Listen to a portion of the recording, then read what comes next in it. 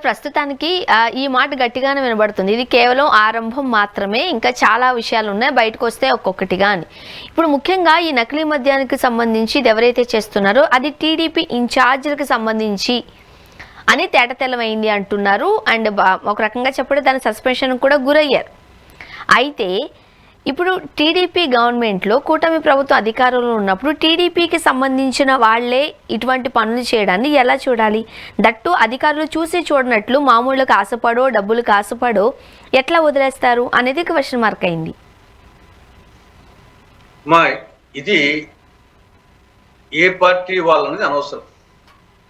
ఇది జరుగుతుందా లేదా అనేది, ఇది టీడీపీ వల్ల వైకాపా వల్ల ఈయన పొలిటికల్ గా అప్పుడు అధికారం ఉన్నప్పుడు ఈ పక్క విమర్శలు, ఇప్పుడు ఎదుగుండా ఆ పక్క విమర్శలు, ఆ పార్టీ మీద దాన్ని తోసేసి తప్పించుకోవాలనేది కరెక్ట్ కాదు. ఇది చెన్నారెడ్డి మన టికెట్ తీసుకున్నాం టీడీపీ తరఫున, అంతకుముందు పెద్దిరెడ్డి రామచంద్ర అనుచరుడే, వీళ్ళు మారుతా ఉంటారమ్మా. వీళ్ళేం వాళ్ళకి వచ్చేసి ఎందుకు టికెట్ ఇచ్చారు మీరు, మరి టీడీపీ వాళ్ళు సస్పెండ్ చేసింది వాస్తవమే, చేశారు. ఆయన తర్వాత సురేంద్ర నాయుడిని సస్పెండ్ చేశారు. తర్వాత సురేంద్ర నాయుడుకి సంబంధించినటువంటి ఆంధ్ర వైన్స్ దుకాణాన్ని సీజ్ చేశారు. జయచంద్రారెడ్డి పిఏ రాజేష్ అయినటువంటి ములకచెరులోని రాక్ స్టార్ మద్యం షాప్ను సీజ్ చేశారు. కాబట్టి కొన్ని చర్యలు తీసుకుంటున్నారు. అది టీడీపీ వాళ్ళైనా తీసుకోవాల్సిందే, ఇంకో పార్టీని తీసుకొచ్చిందే, వైకాపా వాళ్ళైనా ఎవరైనా తీసుకోవాల్సిందే. కాబట్టి దీంట్లో పార్టీ యాంగిల్ వైకాపా వాళ్ళు పార్టీ యాంగిల్ చెప్పించినా వాళ్ళది తప్పే, టీడీపీ వాళ్ళు కూటమి వాళ్ళు పార్టీ యాంగిల్ తెప్పించినా వీళ్ళు తప్పే. ఇది జరిగిందా లేదా, ఎవరైనా సరే అది ఏ స్థాయి నాయకుడు సరే వాళ్ళ మీద యాక్షన్ తీసుకోవాల్సిందే. ఆ కోణంలో ఆలోచించాలి. కానీ దీని పార్టీకి అనుబంధం చేసి మాట్లాడితే మొత్తం ఇష్యూ డైల్యూట్ అయిపోతుంది. ఇప్పుడు లిక్కర్ అని అనగానే మనకి ఏపీలో ఏదైతే లిక్కర్ స్కామ్ ఉందో దాని మీదకి ప్రజల దృష్టి పెడుతూ ఉంటుంది. ఇప్పుడు ఈ చీప్ లిక్కర్కి సంబంధించిన విషయం బయటకు వచ్చినప్పుడు అంటే జగన్మోహన్ రెడ్డి గారు సంబంధించిన లిక్కర్ కేసు అని అన్నారు, చాలా మందిని కస్టడీలోకి తీసుకున్నారు, విచారణ చేపట్టారు. మరి ఈ చీప్ లిక్కర్కి సంబంధించిన విషయంలో ఎలా ఉంటది అంటారు, ఏం జరగబోతుంది అంటారు?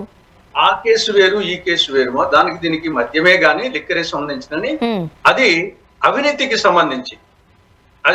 సంబంధించి దాదాపు వచ్చేసి ఒక 3,500 కోట్లు 4,000 కోట్లు వచ్చేసి వివిధ స్థాయిల్లో 5 సంవత్సరాల్లో జరిగింది అనేది, అది అవినీతికి సంబంధించినటువంటి వ్యవహారం. ఇది నకిలీ మద్యానికి సంబంధించినటువంటి వ్యవహారం. మద్యానికి సంబంధించి అయినప్పటికీ సరే, నకిలీ మద్యం కూడా డబ్బు కోసమే అయినప్పటికీ దానికి దీనికి ఆ కేసుకు ఈ కేసుకు లింక్ ఉండదు. అది సెపరేట్, ఇది సెపరేట్. ఓవరాల్ గా మద్యం పాలసీ విమర్శించేటప్పుడు న్యాచురల్ గా గతంలో టీడీపీ వాళ్ళు విమర్శించడం ఏమి, జగన్ హయాంలో వచ్చేసి అవినీతి జరిగింది, ఈ యొక్క రకరకాల చీప్ బ్రాండ్స్ అన్ని ఇంట్రొడ్యూస్ చేశారు, మంచి మంచి బ్రాండ్స్ అని తీసేసి ఆరోగ్యం దెబ్బతీశారు అని ఈ విధంగా విమర్శించే వాళ్ళు.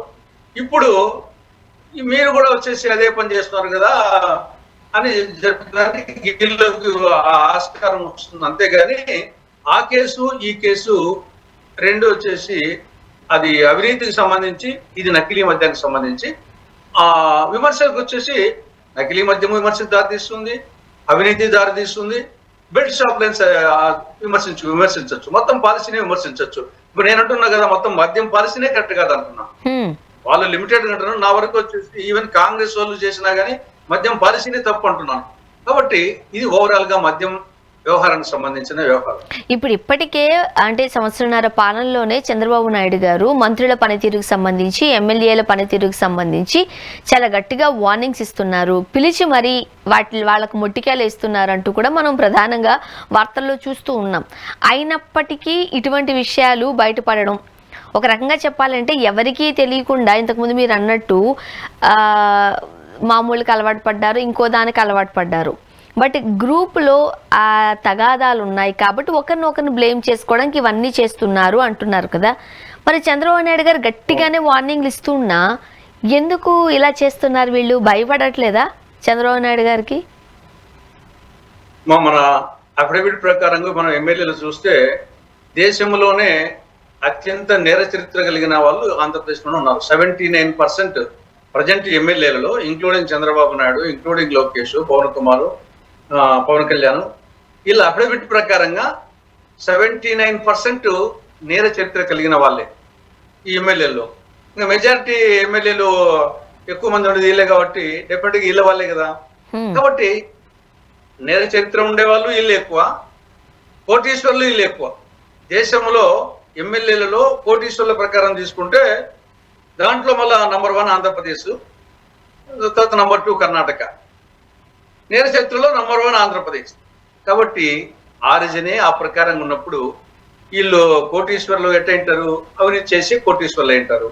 కాబట్టి వాళ్ళకే టికెట్ ఇచ్చారు. వాళ్ళని ఇప్పుడు వచ్చేసి దాంట్లో నేర చరిత్ర వచ్చేసి చంద్రబాబు నాయుడు మీద నేర చరిత్ర ఉంది. కోటీశ్వర్లో వచ్చేసి దేశంలోని ఎమ్మెల్యేలలో చంద్రబాబు నాయుడు 5వ ర్యాంకు, నారాయణది 6వ ర్యాంకు, జగన్మోహన్ రెడ్డి 7వ ర్యాంకు, ప్రశాంత్ రెడ్డి 8వ ర్యాంకు ధనవంతుల్లో. కాబట్టి ఏదైనా వచ్చేసి చెప్పే వాళ్ళ బట్టి ఉంటుంది, మనం ఆచరించి చెప్తే అవతల వాళ్ళకి ఉంటుంది. చంద్రబాబు నాయుడు చరిత్ర కోటీశ్వర్ల చరిత్రే, ఆయన చరిత్ర నేర చరిత్రే. ఆయన వేరే వాళ్ళకి చెప్తే సరే వింటా ఉంటారా, ఉండేవాళ్ళు నేర చరిత్ర ఉండేవాళ్ళే, ఇవన్నీ మామూలులే ఉంటుంటారు అంతే. ఇది ఒక ఆయన చెప్తా ఉంటాడు, మన పని మనం చేసుకుంటాము. ఆయన తినలేదా, ఆయన తినకుంటే ఇంత కోటీశ్వరుడు ఎట్ అయినాడు, ఆయన ఏమైనా అవినీతి పనులు చేయలేదా, వాళ్ళ కొడుకు చేయడం లేదా, ఇవన్నీ మన దగ్గర నిజాయితీ ఉంటే. ఇప్పుడు గాంధీ మహాత్మునికి మిగతా వాళ్ళకు తేడా ఏమ్మా, ఆయన ఆచరించాడు కాబట్టి మిగతా వాళ్ళకు చెప్పగలిగాడు. ఈ పక్క చెప్పే వాళ్ళు ఆచరిస్తే కదా, వాళ్ళు వచ్చేసి అన్ని తప్పులు పెట్టుకుని వేరే వాళ్ళకి నీతులు చెప్తే ఎవరు వింటారు? జగన్మోహన్ రెడ్డి అయినా సరే, చంద్రబాబు నాయుడు సరే, ఇంకోరైనా సరే, మన దగ్గర పర్ఫెక్ట్ గా ఉంటే చెప్తే నమ్ముతారు. ఇవన్నీ మామూలుగా పైకి మా ప్రజల కోసము ఇవన్నీ ఏదో చేస్తున్నాడు ఆయన, ముఖ్యమంత్రి గారు మందలిస్తున్నాడు, ఆయన వరకు నిజాయితీగా చేస్తున్నాడు, వీళ్ళు మాటలు వినలేదు అని పైకి చెప్పుకునేదానికి తప్ప దీంట్లో ఏమి నిజాయితీతో చేసే పనులు ఏం కాదు సార్.